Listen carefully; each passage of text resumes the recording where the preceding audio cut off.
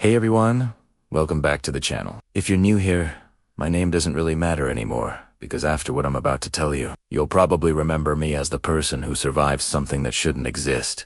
Before we get into this, I need you to do something for me. I need you to look under your bed right now.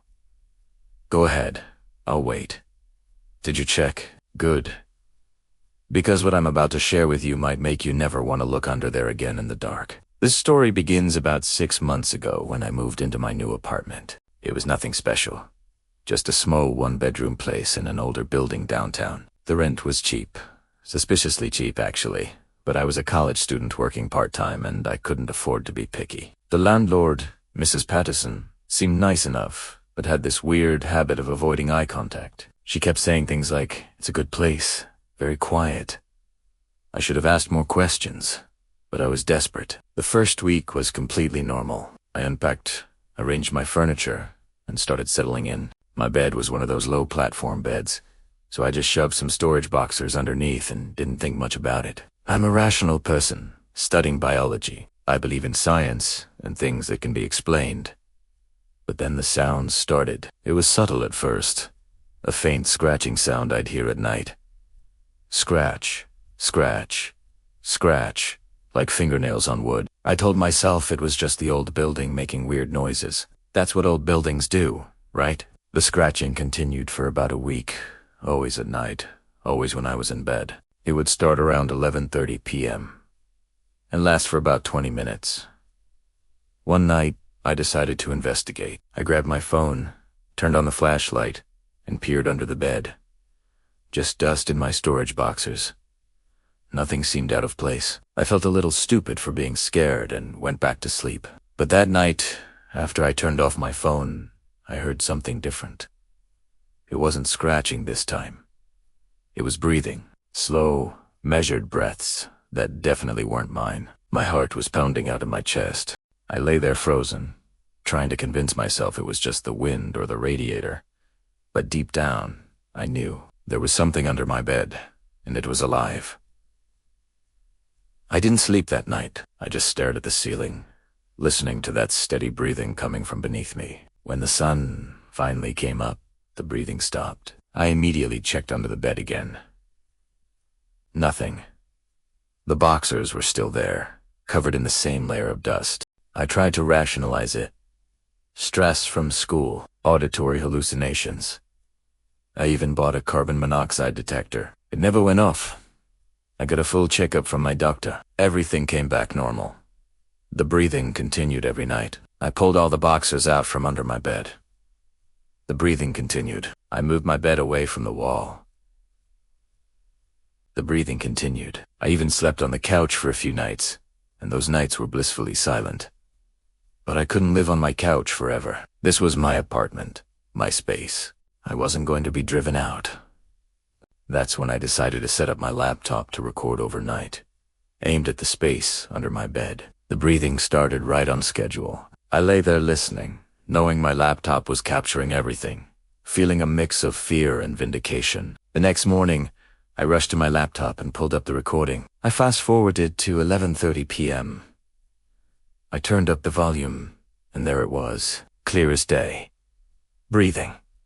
But here's the thing that made my blood run cold. There was nothing there. The video showed an empty space under my bed, but the audio captured breathing. Whatever was under my bed couldn't be seen by a camera. How do you fight something that's invisible? I spent hours online looking up similar experiences. That's when I found a post on a local paranormal forum from about 3 years ago. Someone had lived in my exact apartment and described the same thing. Breathing sounds under their bed at night. They'd moved out after 2 months, saying they'd rather be homeless than spend another night there. This wasn't new. This thing, whatever it was, had been here for years. Around the 1-month mark, things escalated. I was lying in bed one night when I felt something touch my hand. It was hanging off the side of the bed, and something brushed against my fingers. It felt cold and dry, like old leather. I yanked my hand back so fast, I nearly fell off the bed. Now, it was getting bold. I started sleeping with all my limbs tucked firmly on the bed, creating a barrier. But the touching didn't stop. Some nights I'd feel pressure on the mattress, like something was pressing up from underneath. Other nights, I'd feel cold air blowing on my face. I considered moving out, but breaking my lease would cost me thousands of dollars I didn't have. My parents lived in another state and would think I was having a mental breakdown. I was trapped. So I adapted. I started staying up until I was so exhausted I'd pass out. I slept with earbuds in, playing white noise. I kept my room brightly lit all night. My electricity bill skyrocketed, but it was worth it for the illusion of safety. Then came the night that changed everything. It was about 3 months into my lease. I'd had a rough day and just collapsed into bed, not bothering with my usual precautions. I woke up at exactly 11:30 p.m. The breathing started immediately, but it was louder, more aggressive, almost excited. And then I heard something else, a voice. It was whispering my name. Over and over. A dry, raspy voice that sounded like it hadn't been used in centuries. I wanted to run, but I couldn't move. It was like I was being held down by an invisible weight. The whispering continued. My name repeated endlessly, and then I saw them. Eyes, glowing faintly in the darkness under my bed. Not red like in a horror movie, but a pale yellow, like old parchment. 2 of them, looking directly at me. They didn't blink. They just stared with an intensity that felt like it was burning into my soul. I don't know how long I lay there, frozen and terrified. Eventually, the pressure released. I grabbed my phone and wallet and ran out of that apartment in my socks. I ran down 3 flights of stairs and out into the street. It was freezing, but I didn't care. I ended up at a 24-hour diner, shaking. When the sun came up, I went back. The apartment looked normal. The space under my bed was empty. In the daylight, it almost seemed silly. But I knew what I'd seen. I knew I couldn't keep living like this. So I did something crazy. I decided to try to communicate with it. That night, I sat on my bed and spoke out loud to the empty room. I said, "I know you're there. This is my home too now, and we need to find a way to coexist." I felt ridiculous, but I continued. I set some ground rules. No touching me. No whispering my name. Stay under the bed. In exchange, I wouldn't try to force it to leave. I didn't expect it to work. But that night, something changed. The breathing was still there, but it was quieter. There was no touching, no whispering, no glowing eyes. When he woke up, I found something strange on my floor. An old coin, corroded and worn, with a date I couldn't make out. I took this as a response. Over the following weeks, I'd occasionally find small objects on my floor. Old buttons, bits of jewelry, once even a faded photograph. I realized these were gifts, or maybe offerings. I started leaving things to a piece of fruit, an interesting rock. They'd always be gone by morning. We'd established a weird sort of coexistence. I did more research on the building and finally found something. In the 1950s, a man named Harold Patterson died in my apartment. He'd lived alone, and his body wasn't discovered for weeks. When they found him, he was under his bed, as if he'd been hiding. Patterson. The same last name as my landlord. I did some more digging and discovered that Mrs. Patterson was Harold's niece. She inherited the building. She knew. She absolutely knew there was something wrong with this apartment. That's why the rent was so cheap. That's why she couldn't look me in the eye. I should have been angry, but mostly I just felt tired. What was I going to do? Sue her for not disclosing that the apartment was haunted? And besides, I'd managed to reach an understanding with the thing under my bed. We were managing, but I still wanted to know more. If this was Harold Patterson haunting my apartment, why was he under the bed? What was he hiding from?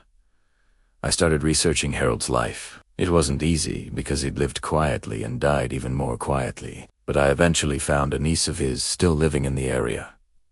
A woman in her 70s named Margaret. I contacted her, made up a story about researching local history, and asked if she'd be willing to talk about her uncle. Margaret invited me to her house for tea and spent 3 hours telling me about Harold. He'd been a nervous man, she said, always anxious and jumpy. He'd fought in World War II and came back, changed what they now call PTSD, but back then was just called being He had terrible nightmares and an irrational fear of being exposed or vulnerable. He started sleeping under his bed instead of on it because he felt safer enclosed in a small space. It made him feel protected.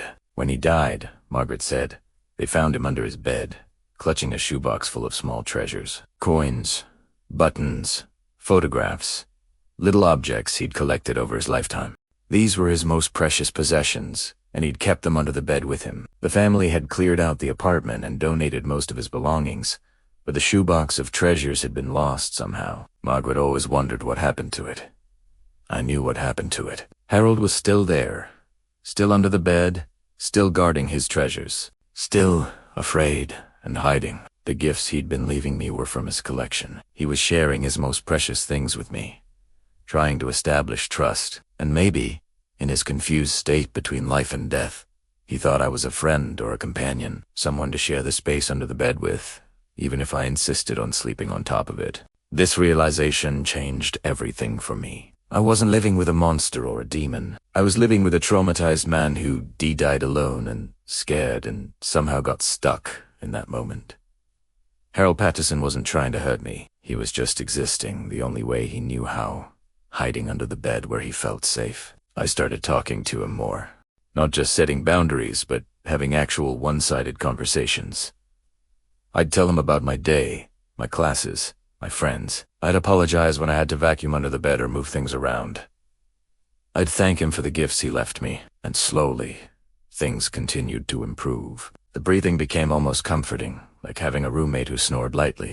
The occasional touches felt less threatening and more like someone checking to make sure I was still there. I've lived in this apartment for 6 months now. I have 6 months left on my lease, and honestly, I'm not sure I want to leave. Yes, there's a ghost living under my bed. Yes, I can still hear breathing at night, and occasionally see those pale yellow eyes looking up at me from the darkness. Yes, I still find small gifts on my floor in the morning, but I've gotten used to it. Harold and I have reached an understanding.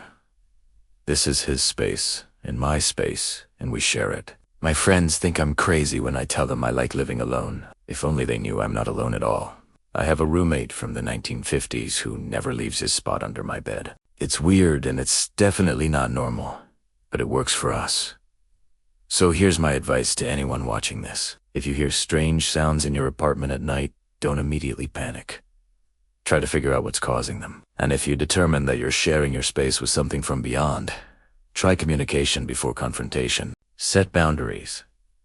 Show respect. You might be surprised at what's possible. Also, maybe check the history of any suspiciously cheap apartments before you sign a lease.